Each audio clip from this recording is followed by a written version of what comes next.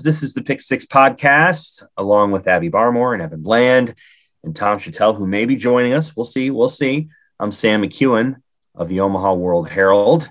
It is a gorgeous Thursday. I'm inside doing Zoom, sadly, but the sun is beckoning, and a spring game is beckoning. The NFL draft tonight is beckoning, and it's also beckoning Friday and Saturday.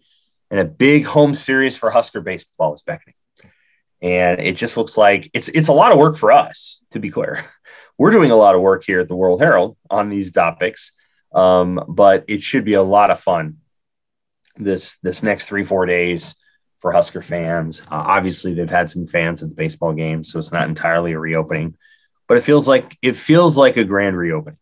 And some of that is certainly thanks to the vaccines and to the companies that make those, and science that has gotten to this point where we've been able to reduce the amount of severe infections from COVID. I'm happy about that. I think we all, we're all trying to just get back to normal, and it feels like we're getting closer to that as we move forward here. And so it's kind of a cool weekend. We're going to talk about obviously the spring game, which is coming up here in a couple of days. We're going to talk about that big Husker baseball weekend now that the Husker baseball team is ranked. We'll talk a little bit about the NFL draft. We're recording this on a Thursday. Don't anticipate any Huskers being taken today. Maybe late Friday night, more likely Saturday.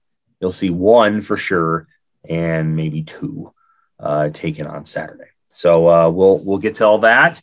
Won't be a super long podcast today. We're going to try to keep it quick on what's a beautiful day outside, and then we'll talk a little bit of facility stuff too, but not a lot there either, since it's been anticipated. We want to remind everybody our sponsor is Team Schwalbach. They're a family-owned Allstate insurance agency with 4 licensed insurance pros, saving thousands of Nebraska Husker fans money. They sell homeowner, auto, life, and flood insurance across Nebraska, and they also insure all the big boy toys, motorcycles, boats, RVs, and off-road vehicles. This is a weekend for those. If you've had your roof replaced in the last 5 years, give Daryl Schwalbach, Kyle Schwalbach, Nancy Mostek, or Kyle Murdoch a call at 402-590-5200. They can help you save a bundle. Free, no obligation insurance reviews and quotes that can make sure all of their fellow Nebraska fans are properly protected. You can again reach them at 402-590-5200 or www.nebraskaallstate.com. That's www.nebraskaallstate.com. Thank you for Team Schwalbach for their sponsorship of the Pick Six podcast. Okay, so here we go. Fun weekend, full weekend, Husker weekend. We're going to start with Nebraska football, and then we'll work our way to baseball. There's probably 3 kind of topics on Husker football to hit, maybe 4. We'll start with this. Nebraska football tells us that they've had their most physical spring camp probably since Frost arrived. There were upwards of 30 to 40 players on the injury report some days. Now, granted, there's about 140 guys on the team at any given time, so there's quite a few of those dudes. So there's that. Right. So this was maybe at any given time, say, I don't know, 30% or something like that was injured.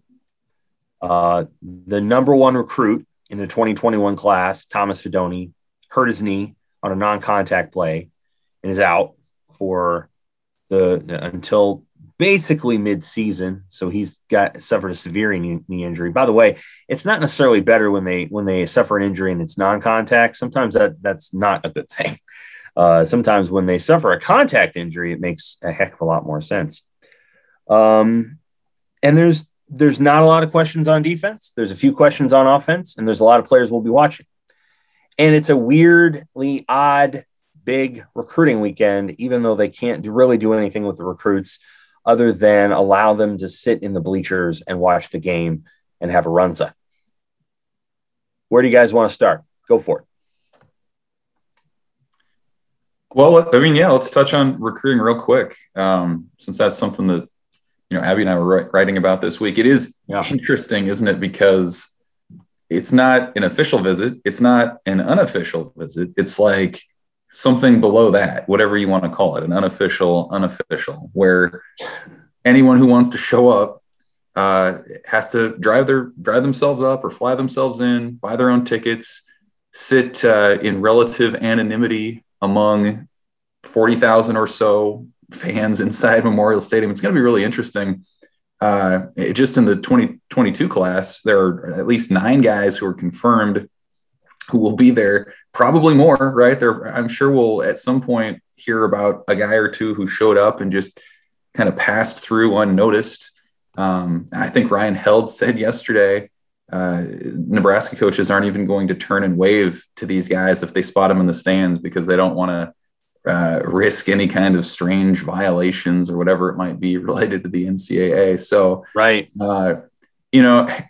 As much as recruiting settles into a pattern, this is such a unique sort of event where, again, these guys are going to be in the stands with their families or maybe their friends or whoever watching the game, and then they're just going to go off on their own. So I think just from the pure, optics of it or how different it is from a normal recruiting weekend, that makes it interesting to me. I wonder how much more effective, less effective, if it makes a difference about this style of a recruiting weekend from what we see during typical spring games.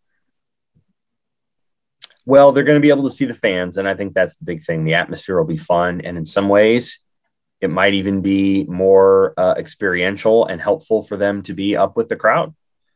A lot of times what these guys do when they come and visit unofficially or officially at a spring game is they all kind of stand together on the sidelines and they look at their passes and they look at each other and they sort of like shift the weight between one foot and another.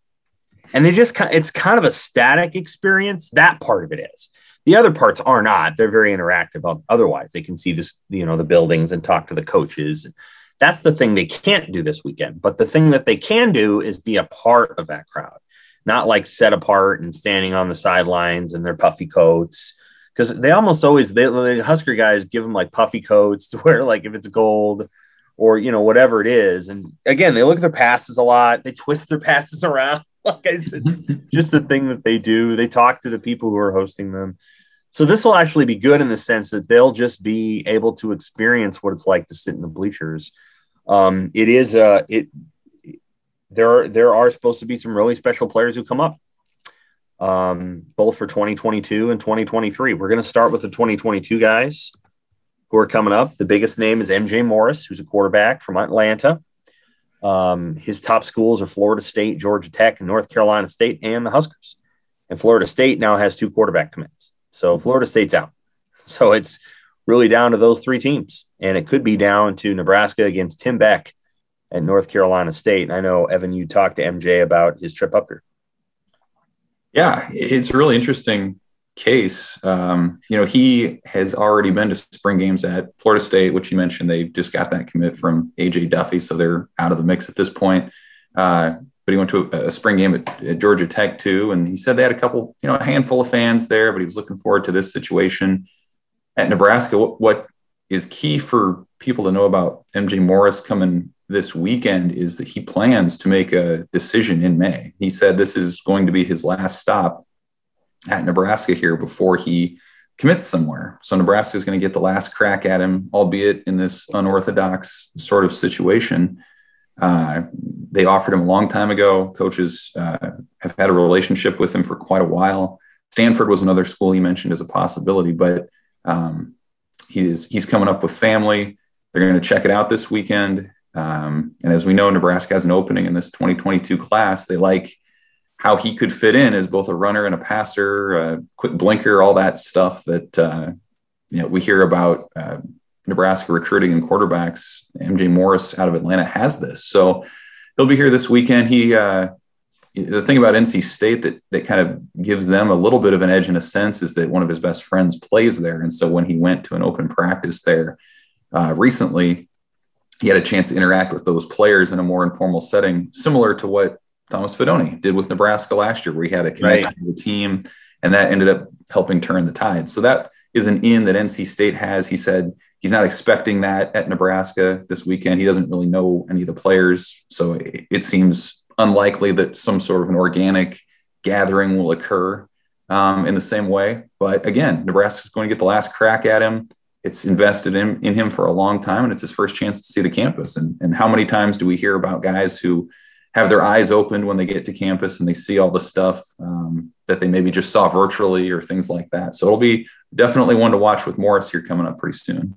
Yeah. And we're going to have an attendant video that goes along with the weekend where we'll talk about more of the recruits in that 2022 group that are going to show up. In 2023, the bigger name is a quarterback, Reese Mooney. And he's also coming up here. It is possible that Nebraska could grab commits from their 2022 and their 2023 guys, maybe not this week or even this weekend or even next week, but eventually based on this event alone. And I know, Abby, you talked to Reese this week. What's interesting with Reese is that his dad is actually a diehard Husker fan. Reese has no idea how it came to be, but he is. And so the first time he actually came to a Husker game, he was 7 years old, and he doesn't remember anything besides the fans. So I think that has probably helped, carry him through this process and get really excited about Nebraska. He also is a big baseball recruit. He's going to his family is actually driving up the 16 hours from Louisiana on Thursday, and they're going to go to a baseball game on Friday. So Will Bolt's actually recruiting him for baseball. So I think he wants to play both. So part of this is going to be, can he be sold on both this weekend? So it's a big weekend for him for football and baseball. And he's a little bit of a different quarterback. He's a pro style, so he does a lot of throwing. But once he gets out of the pocket, he's pretty quick. They just probably might have to coax him into doing that more because that's kind of what Nebraska's offense requires. Okay. Yeah, I think that's absolutely interesting as it relates to that particular guy. Nebraska has had a lot of dual football, baseball guys. The last one that I can recall is Kyrie Cooper. Ty Kildow, maybe? Yeah. Ty didn't play a lot of football. He got hurt. Kyrie did. I mean, Kyrie played a lot of football for Nebraska, and then he played a lot of baseball for Nebraska. So Kyrie's the last guy that I guess I can remember. The most famous one, of course, is Darren Erstad, but Erstad was a punter for the football team and, of course, the best baseball player in the country. So I've always thought Alex Gordon probably could have pulled it off. I think he probably could have done it, and he probably just didn't want to do it. So, but they should have asked him because there was one year where they did not have a lot of receivers, and I think it was Alex's junior year, 2004 maybe. Mm-hmm. I was like, why didn't somebody go over and just ask Alex Gordon if you wanted to play some football? Might have been a good deal. Might have worked. So we're talking quarterbacks here in terms of recruiting. And again, we'll have a video that kind of goes through some more of these guys. And of course, one of the big stories of this weekend is not Adrian Martinez. He's going to be in the thud-up portion of the spring game where he kind of throws it around the yard and, looks good and tries to throw some deep balls and doesn't get hit. But the other two quarterbacks that are of interest to us, well, the other three, I suppose. Matt Masker is the walk-on, but Logan Smothers and Henrich Harburg are those other two. And the question that's still lingering, although Frost kind of answered it on Wednesday, is are they going to pursue somebody to sandwich in between number 8, number 10, and number 2? Frost sort of hinted no. I still think Saturday is important. One of those two guys has to show up and show up. Yeah, no, I agree. I mean, we got to look at the open practice. I personally was more impressed with Heinrich Harburg. I felt like the way he threw the ball, I mean, it came out of his hand quick. The arm strength was obvious. You could tell he was still swimming in it a little bit mentally. I mean, again, he should be attending his prom right now instead of playing in the spring game this weekend. So kudos to him for coming in. He's a smart guy. The analogy I go back to with him all the time is, man, he's got the clay to mold. The talent's evident, the physical stature is obvious, and now it's just, and he's a smart kid, like I said. So as he settles in a year or two, it seems like he could certainly be that guy for Nebraska. I don't know about this fall, especially if, as we know, as Nebraska runs the quarterback as much as they do, injuries happen, and So if Adrian Martinez were to go down early or midway through this critical fourth year of the Scott Frost era, I don't know that you want to put a true freshman in there to put the hopes and dreams of the state on that guy's shoulders so soon. Smothers is interesting because he has been there a year. His grip of the offense is stronger, obviously. But as you asked Frost, Sam, Smothers is working through that throwing mechanic tweak with Verduzco. And I think we saw that in the open practice too, where he was working through that. You could tell he was kind of thinking with some of the mechanics, and it just wasn't maybe quite as smooth as you'd like it to be. Scott Frost, said he wasn't too worried about it. Felt like it'll be second nature to him by this fall. And then I think the other interesting piece, and this applies to quarterbacks and every other spot too, is that really the only key takeaway for coaches from this weekend is how do guys perform when the lights are on a little bit, right? Like we saw it even last year, they're playing in front of empty stadiums. So this is their first chance to play in front of a crowd of any magnitude since November 2019. So how do these guys handle that? The quarterbacks are certainly part of that evaluation. And I agree. Like what we see, especially from the offense, I think will shape the outlook of this team and how we view what the offense can do here the rest of the season. Yeah. The quarterback question is still out there. And, for people who feel like they know something about Logan Smothers, here's the reality. We watched one practice. We'll know more after the spring game, and we'll know more because that'll be a little bit more of a live game scenario.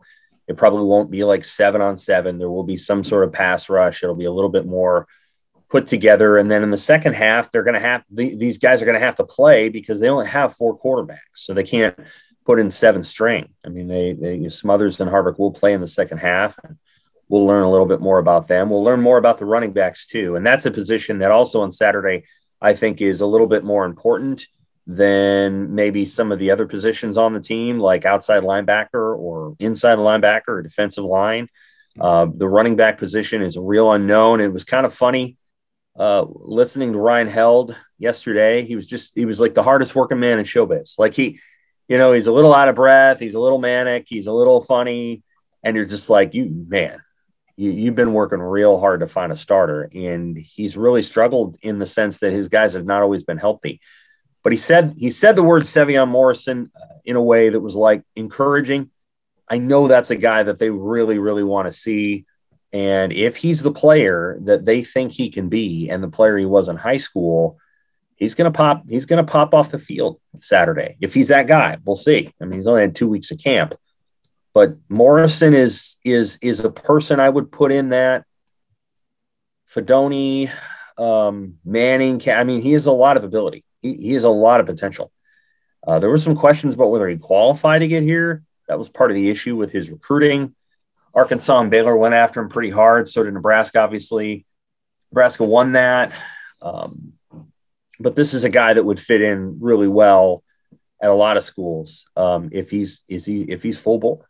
So we'll find out if that comes to pass on Saturday. You're going to see him. You're going to see Marvin Scott. You'll see Jaquez Yant. So I've been told he's a Yantinator and then also Yant Man, which makes more sense. Ooh, Yant Man. Yes. I like that. Although, ironic because Ant-Man's very small and Yant-Man is not. We'll see Scott, Morrison, Yant, Tompkins. Is Irvin out or is he playing? No, Irvin will play. Yeah. So we'll see 5. And out of that 5, anybody could win the job. Marquise Stepp's obviously going to get a great opportunity when he comes back healthy. The USC transfer. Ramir Johnson, probably not the best spring for him to miss. This just wasn't. This is probably one that he needed to be a part of. I don't think he's ever been a part of a spring because he showed up in the summer of 2019, right? Because he was a sprinter. And so he showed up in the summer. Last year got canceled, and this year he was just standing over there. So it wasn't the best spring for him to miss. There was a lot to his game that needed improvement. So we'll see. We'll see what happens. He's not going to be in the spring game either. People are excited about the wide receivers. I am too. Curious to see what will happen. I think the offensive line is going to be hard to gauge in camp or in the game, but I'll be curious to see who goes out there first, what pairs of guards go out there. I'm thinking Sichterman and Piper, but we'll find out what happens. On defense, I don't know that there's a lot to gauge, but I think we're going to see a lot of young guys. I think we're going to notice that they have more depth than we think on the defensive side of the ball. A lot of young players who just probably won't play much this year. But imagine it. Like, if you wanted to start a front seven who is like a third-team front seven right now is Nash Hutmaker, Mosai Newsom, and Ruquan Buckley. That's your front. Hutmaker or Black, whichever one you want in there. Maybe Colton Feast. And then your outside linebackers who are third string are probably Blaze Gunnerson and Jamari Butler. And your inside backers who are third string. Snodgrass. What's that? Snodgrass, maybe. Snodgrass and Maga Clements. Yeah. And then their third string safeties are walk-ons because they don't have a lot of those. And they'll have a true third string corner. So they'll have their first string corners are going to be Cam Taylor, Britt, and Quentin Newsom. Second stringers are probably going to be Nadab Joseph and Braxton Clark. Third stringers will be Taman Lynham and whomever else. But they'll have a true like third string scholarship defense. Very close. Very, very close. 8 or 9 of the guys will be scholarship dudes. And that's encouraging, and they're not going to play much this year because they don't need them yet, but they'll play a lot in 2022. So that'll be encouraging to see. I think they have a ton of depth on offense. It's very unproven, but they can put a third string scholarship offensive line out there as well. Your centers will walk on, but Lutovsky, Prohaska, Fritchie, and Lynn, maybe Michael Lynn. I don't know who that other third string guard would be. Could be anybody. Yeah. That's pretty good. I mean, so it's, again, all scholarship guys. And that's encouraging because I think you go back a couple of years and I don't know that you're seeing that. I don't know that that's the issue at hand. You're probably in the walk-ons in the second string. So they've grown in this way, and I think that's encouraging. And depth is one of the reasons that Bill Moose has now twice said, hey, 8-9 wins looks good to me. He said it first on Sports Nightly, and then when I interviewed him yesterday, he absolutely doubled down on it. Now, there's some – and what's this guy doing, right? Like, is he trying to put the heat on his coach? Is he saying, hey, year 4 is the time to get it done? What's going on with that? Well, it's funny because 2 years ago, at the Big Ten Media Days, he dropped the 6-win standard at the time when Nebraska was being nationally viewed as a contender in the West or as the preseason favorite. And everyone at the time was like, what are you doing? Like 6 wins, you're supposed to win the division. Like that was the reaction at that time. And so it's fascinating to me that it's flipped now to where everyone's like, okay, well, bowl game would be good. And he comes out with the 8-9 win decree. I don't know. I view it as a guy who's just an eternal optimist and genuinely, plugged in and a football guy. And like, he knows the team. Bill Moose he's well aware of what's going on. I don't know. Like, I think to say that they could win 8 or 9 or that like there's potential for that is not crazy. To predict that and to maybe put money on that would be a little more bold than what I would go.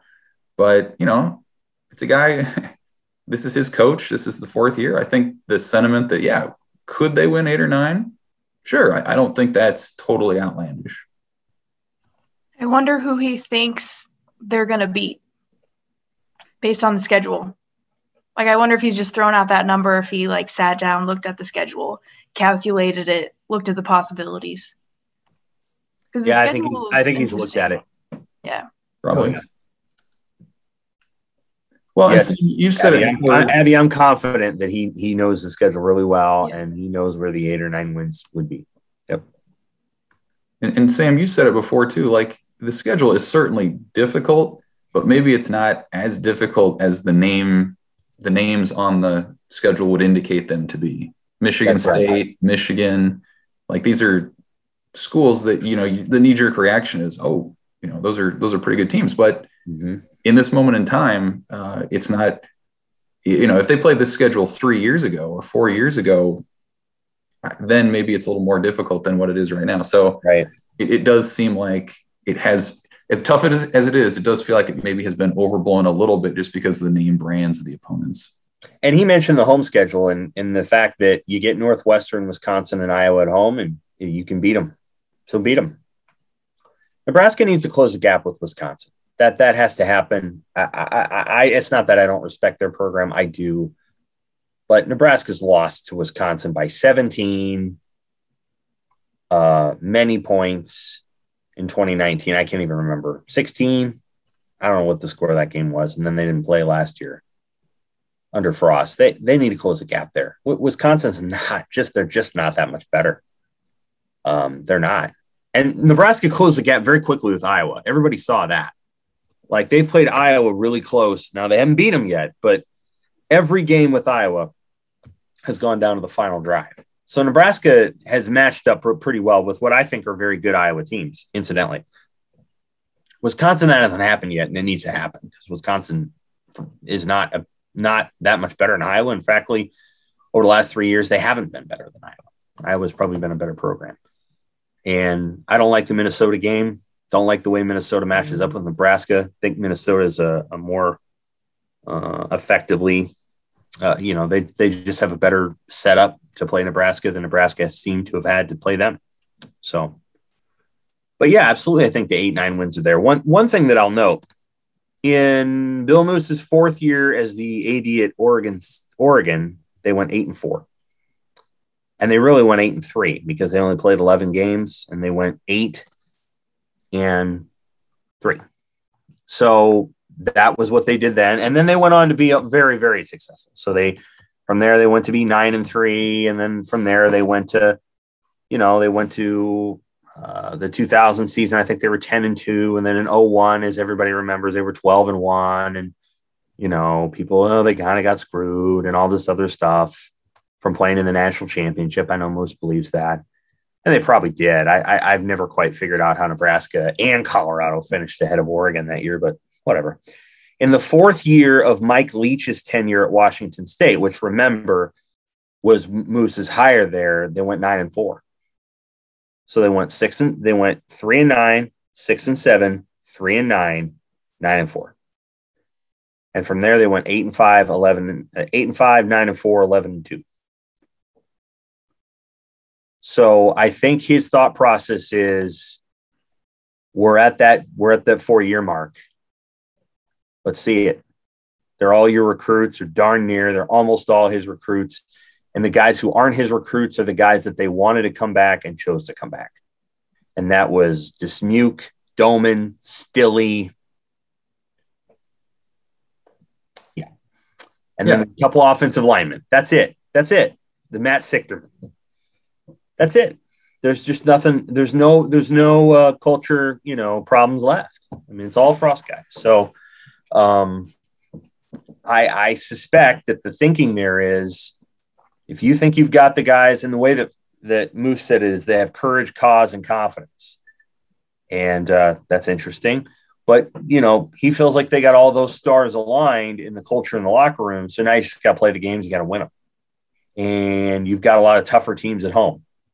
And Nebraska's going to play Northwestern at home. If Northwestern's a better program than Nebraska every year, that's a commentary on Nebraska.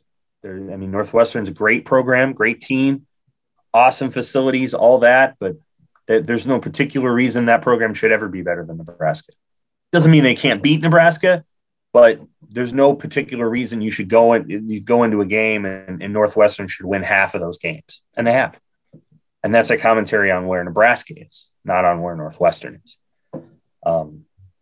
So we'll see. We'll see kind of what happens a little bit with that. I'm curious to find out myself. Before the spring game, there's going to be a groundbreaking for the football facility, roughly however many months, many months, I don't know, 14 months after the announcement. It was of the facility. They were going to break ground last May-ish, late May, June. They paused that because of the pandemic. I think to some degree they paused it because they didn't have money. They hadn't fundraised it yet. They've now fundraised 80 of the 100 million they need. The 80 million gets them done through phase one. And Moose says if they can get to 100 million, they can do both phases at once. The phase that matters to most Husker football fans is the first one. The phase that makes Nebraska feel pretty good about itself is the second one. That's the one with the academic center and finishing North Stadium and putting the knuckle on and making things look cool for, the donors and stuff. But the part that matters is the facility, because Nebraska's facilities are outdated. And whenever they want to go and practice in their indoor facility, they have to traverse a skywalk and then go down a flight of stairs in their cleats and a flight up when they're done with practice in order to make that process happen. And how much cleaner and easier would it be if you had a locker room that was connected to the football practice facility, and the transition between those two spaces was seamless? And that's what they'll get. Yeah, no doubt. I mean, it'll look great. I'm sure that's going to come together well. We've seen the specs for it. It's going to be interesting. Like, the Ed Weir track's been there as long as I can remember. I know it's in the area where the old Buck Belzer field was too, where the indoor facility is. And but you're right. Like, it's funny to think about facilities being outdated. I mean, that facility went up in what, 05, something like that, 06 maybe. But yeah, I mean, I think as we've traveled around the Big Ten, and you look at schools like, I mean, most of them, Purdue, Illinois, a lot of these schools are getting really good facilities. Like 15 years ago, when you talked about Nebraska recruiting, a big piece of it was, man, they have facilities above and beyond most. And a lot of that at the time was because those facilities were made based on donor donations. And now everybody in the Big Ten and most major college football programs are getting it through the television money that continues to pour in. And so everybody's kind of come on to level ground there. And so in a lot of ways, what used to be a strength for Nebraska not all that long ago has become something where they've fallen behind. And so it's pretty clear why this is a priority for these guys to, I guess, catch up in the arms race for facilities here. And I won't put too fine a point on it. They raised the money just in time. And not because I don't think NIL is helpful for athletes, but the market for where the money is going to go is going to shift at least a little bit. You're going to see the market for donor money or supporter money shift a little bit from institutional facilities and shift toward supporting athletes and helping a school's recruiting effort by supporting athletes financially. And so I think a lot of these schools had gotten these projects done because they kind of knew that was coming down the pike, and Nebraska was a little late to the journey because nobody wanted to give Mike Riley anything because, he wasn't from here. But when Scott got there, then give him what he needs and wants. And so they got it done just kind of in the nick of time, because I think in 5 years, the prospect of raising $100 million from donors is going to be tougher, because I think donors are going to look at it and go, well, your athletes are getting, they're getting $30,000, $40,000 a year. I'm not sure that they really need, they can go pay for their own personal training, I guess. And that's going to happen. There's going to be a shift in the way that donors look at the process. I know everybody looks at the NIL situation. Not everybody. Many people look at the NIL situation as an all win, only the good guys win, only the bad guys lose kind of situation. And it will be a little bit more complex than that. So they're getting it in kind of in the nick of time. It's a very big and very expensive project. I suspect their football facility, their indoor facility, they still have that, but their outdoor facility will be top of the grade. And I think their facility will be very big and spacious. It will not be ostentatious, and that it will not reach into the sky and look like a Frank Gehry design. I don't think it's going to be like that. But I think it's going to be a very big and spacious place. And you won't see it all because it'll be kind of one level and then it'll be out. So I think people are going to like it, but it won't necessarily scream, Oregon's Death Star, that they have there. So we shall see. Want to talk some baseball, Evan? Sure. All right. Huskers are ranked. Fortunate to be ranked because they could have very easily lost Sunday's game, which would have been a real PU. But they didn't. They won it. But they're ranked. and they've got Rutgers coming to town. Rutgers isn't bad. They're okay. They're not the worst team. They're not as bad as Michigan State was. But they're going to have a hell of a crowd out there. And how much are you looking forward to just the, 6,000 fans Friday night, Saturday, and Sunday? Yeah, it's going to be really cool.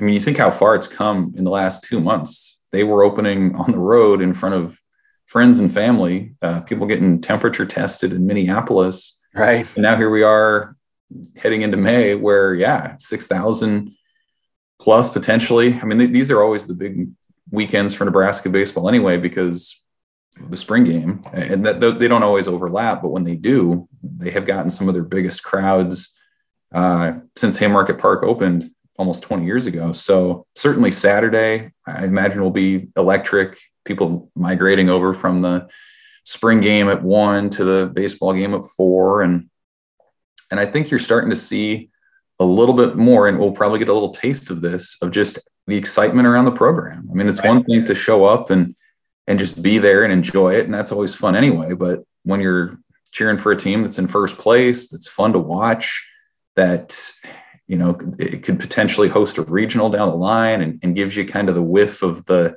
glory days of the early 2000s, like people are getting excited about that. It's a different time from those early 2000s. A lot about technology and the world and how baseball is played has changed since then. And that's always been kind of the ghost of the program these last 15 years, is how do you compare to those teams back then? And so there's an excitement, I think, that'll show up. The Friday game at night is going to be interesting too. The nighttime atmosphere with the crowd's always good.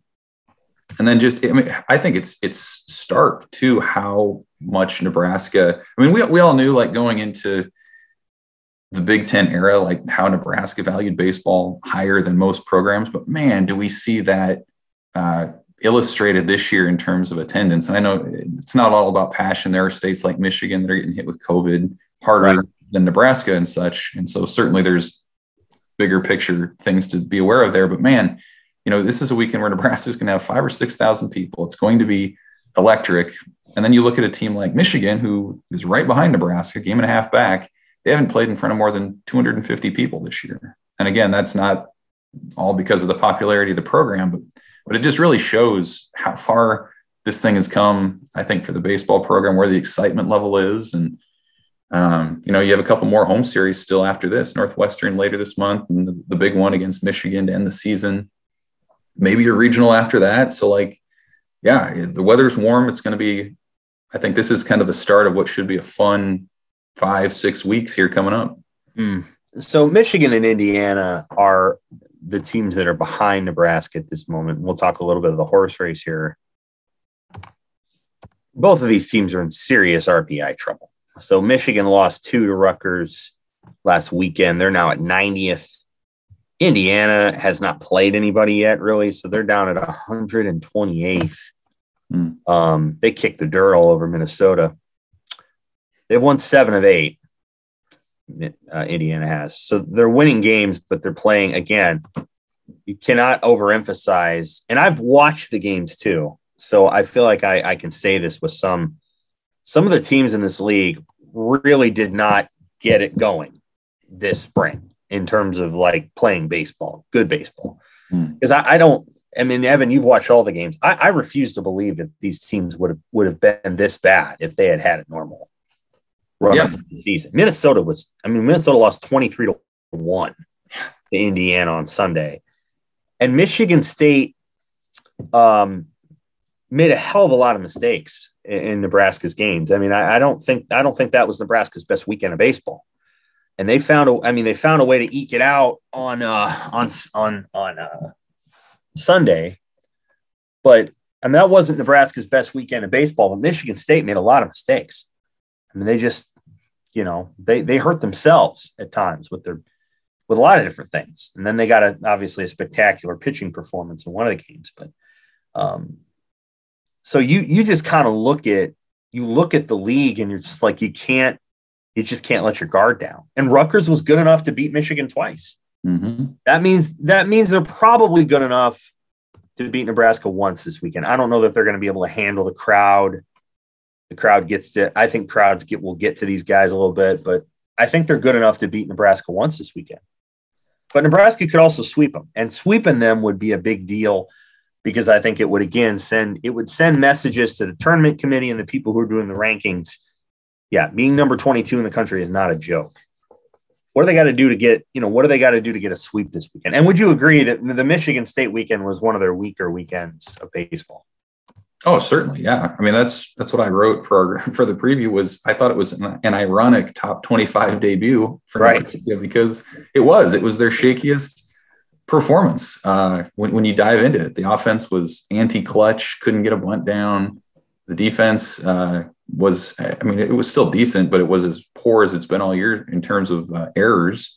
And the pitching was pretty good. The bullpen put up another scoreless weekend and the starters were decent, but I thought Sunday especially was such an interesting game because like you could view it however you want to view it, right? You could say, man, Nebraska struck out 17 times against a reliever with a 9 ERA entering the game. Wow, they must be struggling. But then you could say, well, hey, they won the game, so that's good. You could say they won it. Yeah, you could say the defense let them down by giving up a couple runs. But then you can say, hey, they made the game saving play at the plate.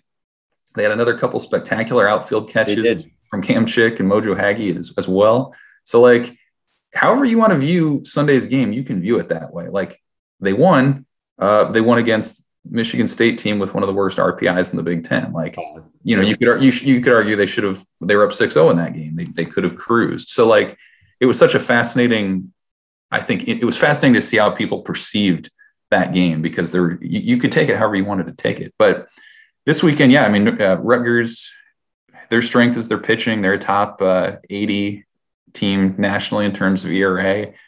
Really similar team to Nebraska. Actually, second-year coach Steve Owens, who had won a lot at Bryant previously, he brought in a bunch of transfers that have contributed similar to what Nebraska has done. So they have a pretty good rotation and their bullpen's decent too. They don't walk a lot of guys. So, Nebraska's going to have to work some counts or get some hits. The offense, what stands out about that group is their power. They have a couple guys already with 9 home runs this year, one of the top hitting home run teams in the league. So Michigan State last weekend had like 9. Rutgers has like 30 something. So that's something Nebraska's going to have to watch out, limiting the long ball. But I think if they do that, Rutgers shows they steal a little bit, they sacrifice a little bit, but if they're not hitting the long ball, it's going to be tough for them to score runs. So for Nebraska's offense, I think it'll be a challenge again, because Rutgers has some pretty decent pitching. And again, with Nebraska's arms, it's going to be about keeping the Scarlet Knights in the yard. And if they can do that, you mix in the crowd, I think it could work out. I haven't looked, but I imagine Rutgers hasn't played in front of a crowd of any substance this year, considering where they've been. So that should be maybe give Nebraska a bit of an edge, especially on Friday. Yes, it will. And they won't be playing in a stadium that has a pasture in the right field. What is that? What is that? That's not like a hill. Yeah, well, it's a hill, but it's a pasture.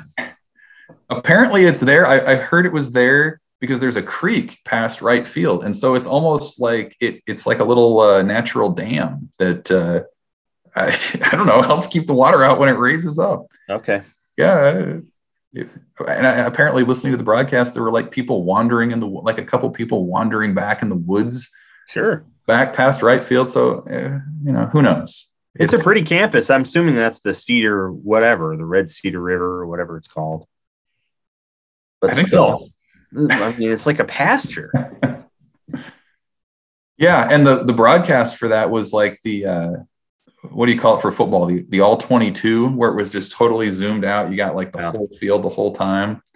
No camera work on Saturday. So that was something else too. So yeah, seeing a game like in person, my goodness, that's a breath of fresh air too. It is. Yes. Red Cedar River. That's what's behind it. So apparently that's a floodplain or something. So they just put a giant pasture. Here's my point. Well, why don't you put the fence on the other side of the pasture? Anyway. Very strange. Yeah. Just and then the trees hang over the state. It's very interesting. It's like a little minor league field. Are we missing anything? Are we skipping over anything? Thomas Fidoni got hurt. That stinks. Yeah. For him. They're going to be fine at the position this year because they have Austin Allen, Vokalek. Both those guys could get hurt. I'm sorry. They aren't going to get hurt. They've been pretty durable, actually. Both those guys could go to the NFL after this year, and it actually wouldn't surprise me if they do. And so if both of them do that, then you're looking at Chris Hickman, Thomas Fidoni, James Carney, A.J. Rollins, and whomever they get in this class. It's still, and again, you want kids to do what they think is best for them and make their freedom choices. Still really surprises me to some degree that there are tight ends in the state that just aren't considering Nebraska. It surprises me. If you look at the room and you look at what they're going to have and what they're not going to have, it surprises me a little bit because Austin Allen and Vokalek are probably going to be gone. Like they're going to be fifth year. Both of them will have played 5 years of football. That's a lot, and they both can play in the NFL. So that'll be an issue for their tight end depth room next year. So Fidoni's going to have to recover from that. There might be some other injuries that we don't know about that maybe we'll know more about on Saturday. I don't know how significant all those are. For us, seemed there wouldn't be anything that keeps anybody out of camp with the exception of Fidoni. But how about just, what are you guys expecting this weekend just in terms of electricity, getting fans back? I mean, there haven't been thousands of people in Memorial Stadium since Black Friday 2019. I mean, dang, that's right. A long time ago. What does the weekend mean to you guys? I know we've talked about from the work aspect, there's a lot to do. We're going to be busy, but when you take a minute to just kind of take a breath and look around, like, how do you think that's going to hit you guys just to see people of that magnitude together again at a sporting event? I think it's going to be awesome. It tells, how far we've come. Last year, like, you think about what happened with the spring game. It was virtual. We're all sitting in our houses, scared for our lives, having no idea what was going on. And then on Saturday, we're all going to be able to be together, celebrate sports, something that we all love. And I know that Nebraska fans are really excited about it. I know that the recruits are super excited about it. I think it's going to be super electric, like you've been talking about. And especially with baseball, it's going to add, something extra in the air with, baseball doing well, people getting excited to go from football to baseball, having a full day outside. It's going to be super nice. It's going to be a fun atmosphere. And I think sometimes spring games they're always more chill. This might be one of the most energetic spring games, excited spring games. And I think people are also excited about the team, what they're going to see from the team. So it's going to be, I think it'll be a really good weekend. Should be. Yeah, I anticipate it being, a warm, fun weekend. I think we'll see about the team. We have a very good sense of where they're strong and where they have question marks. Those are going to persist all summer long. And we're going to see the transfer portal. I suspect we'll be busy next week. That's not because Nebraska's doing anything wrong. I think it's just you're going to see some guys go in because they're going to know where they do and don't stand on the roster. And so you'll see some of that. I think you're going to see some positive things in recruiting. As far as the team, the team they're going to put on the field next year, we have a really good idea of who those guys are going to be, with the exception of running back. I don't think we have an answer there yet, but we have a really good idea of who all those players are going to be, and they're either going to get it done or they're not. I've spent a lot of time going through the Big Ten this spring and so on and so forth. And I don't know that I would agree with Bill Moose that it's not 8 or 9 wins, but I definitely see, 7. If they play the way they're supposed to play, 7 wins is there, but they got to do the things that good teams do. And that means avoiding stupid mistakes and finding a way to run the ball without having to expose your quarterback, all the time. And that takes a running back and it takes an offensive line. I want to talk quickly about the NFL draft. starts here Thursday night. Brendan Hymas is projected in every mock draft but one that I have seen to be picked. And the one that doesn't have him projected has not liked him. I don't know why, and it doesn't really matter. I don't care. But one of them has him picked in the 3rd round, going to Tampa. The lowest one has him in, I think, the 7th to the Vikings. So I think people can feel really confident that Brendan Hymas is going to be picked. Probably not Friday night when rounds 2 and 3 are going, but probably Saturday, 4th, 5th round, somewhere in there. I found one mock draft that said that Matt Farniak will be picked in the 7th round and go to the Eagles. So Farniak is a fringe prospect. Didn't find anything on Mills, Stoll, or Boodle. Doesn't mean they won't get picked. They might. Only takes one team to really like you, but I suspect that those are all going to be free agent signings. Mills 40 time just didn't help him. I can't remember exactly off the top of my head what it was, but I think it was a 4.8, 4.7, 4.8. That's not going to get it done. So he'll probably be a free agent signing. Stoll had a pretty good pro day, but he's got an injury history. And then Boodle, I don't know. Boodle can run. Can he make the team as a corner? I'm not sure. So there it is. Excited for the NFL draft. Evan, Broncos. Yeah, I mean, I feel like it's more of a toss-up this year. Like, after 1 and 2, like, you just don't really know which way it's going to go. Yeah, I'm a Broncos fan at 9. I hope they trade up and get a quarterback because I don't think Drew Lock's the answer. But they got Teddy Bridgewater now. You got a problem with that. I know. I know. Hey, I'm pretty sure. Now they're probably gonna, unless they find a way to unload Drew Lock and then bring a quarterback in to be tutored by Teddy Bridgewater. I'm pretty sure they're stuck with who they got. Maybe we'll see. But maybe they can get rid of Drew. Maybe the Bears would like to add a 9th quarterback. If Justin Fields balls, I'd be okay with that. I think you're going to get a good receiver at 9 if you want it. And you're going to get a good corner if you want it too. Get a great corner, like an elite corner. There are 3, in my opinion, there are 3 elite corners in the draft. 3 big-time players. Surtain is outstanding. Yeah. J.C. Horn is good. And they all come from good defensive schools. So South Carolina's produced great corners. J.C. Horn, Patrick Surtain. And then the kid from Virginia Tech is maybe the best one. I'm not sure why he's being projected lower than Surtain, but I like Caleb Farley the most. So you're almost certain to get one of those guys if you want them. I'd love the Bears to get one of those guys because they need a corner because they lost one. But they'll probably go offensive line, which negligible with their receivers. I'd love for them to take a receiver too. Abby, do you have a team? The Chiefs. Okay. They're pretty good. They're going to have a pretty boring draft. They traded some of their draft capital for a left tackle. Yeah, they did, and they got a good one, and that's okay. How about our old friend Micah Parsons? Is he a top 10 projected guy right now? Yeah, 10, I always say lottery pick because I think in the NBA it goes up to 12 or 13, and I always kind of feel like there's a division there.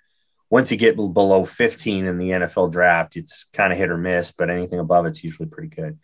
I think he's above 15. Parsons such an interesting player. He's an elite athlete, and we saw that when he came out here for Friday Night Lights. Man, oh man. But he freelances a lot, and so if you're going to do that, you better really know what you're doing. And Levante David freelances sometimes, but it works for him because he's really good. He's also got some really good players in front of him. So, Parsons is probably he's probably like a 3-4 guy. Maybe you can rush him a little, but yeah. Let me rattle off. So this is I guess Daniel Jeremiah, who works for NFL.com. I like him more than any of the ESPN guys. But let me just rattle off the names and see if Nebraska was involved in these guys' recruiting at all. And let's see how many we run across, shall we? Let's do it. Najee Harris, no. Liam Eichenberg from Notre Dame, not that I recall. Asante Samuel Jr., yeah, they kicked the tires, but he was never coming here. Look at that. I've got a ridiculous video playing on the NFL.com. Of course I do. Sorry if you had to hear that. Autoplay, it's the best, isn't it? My goodness, I hate autoplay. Let me find a different one here that doesn't have autoplay. My goodness, I hate autoplay. That's one of your like top 5 pet peeves. Oh, way up there. Yeah. This one's different. Joe Tryon from Washington, no. Jeremiah Owusu Koromoa from Notre Dame, no. Tyson, here's another autoplay. I love those. Tyson Campbell, Georgia, not that I recall. Rashad Bateman, Minnesota, no. Caleb Farley, Virginia Tech, no. Jason Owa, Penn State, no. Jamin Davis, Kentucky, not that I recall. Not a lot of names on here that Nebraska was in it with. Tevin Jenkins, they were in it with Tevin Jenkins. I mean, they didn't get him, but I mean, they kicked the tires on him. Micah Parsons, he's on that list. Greg Newsome, I think they were kind of interested in him. He was at Northwestern. Devonta Smith, no. Kwity Paye, no. Patrick Surtain, they did offer him. I talked to his dad. I tried to reach him. He was hard to reach. Yes. Yeah, I talked to his dad a couple times. Justin Fields, no. Penei Sewell, no. Jalen Waddle, no. Jamar Chase, no. Kyle Pitts, no. Mac Jones, no. Zach Wilson, no. Trevor Lawrence, no. So it wasn't one of those years where Nebraska was in on a lot of guys. Now you go a little lower than that, you're going to see some guys who are like, oh, yeah, I remember that guy. Andre Sisco, remember him? Vaguely, yeah. He went to Syracuse, and he's going to be like a second or third round safety pick. So, And he was like, he was kind of going to come to Nebraska, and then he flipped. Oh, I'm going to go to Syracuse. Anyway, that's a walk down NFL draft lane with mostly me. I'm about a year or two away. In the next year or two, that's when we're going to hit my window here. That's right. We're going to hit the Evan window. Yeah. Yeah, that's right. All right. Well, that's all we have today for the Pick Six podcast. We will have full coverage, obviously, of the spring football game, and I'll have a post-game video. This may be Abby's last podcast because she was working with us as a fellow for the spring. She did a fabulous job. We're so thankful for everything you've done. And, thank you. Football, which is great. And you know how to be a good journalist, which is even better. So thank you for everything that you've contributed. She's going to be working for other folks around here. So you're going to see her name and her byline and her videos as time goes on, but we've really benefited from having her. So thanks to you, Abby. Thanks, guys. I learned a lot, and I loved working with you. Well, that's kind of you to say. All right. Well, that is our podcast for this week, and we will be back next week to recap the spring game. Maybe talk about some guys in the transfer portal. I don't know. That probably will happen pretty fast. And maybe Nebraska baseball will still be in the top 25. I suspect they will. Thanks, Husker fans.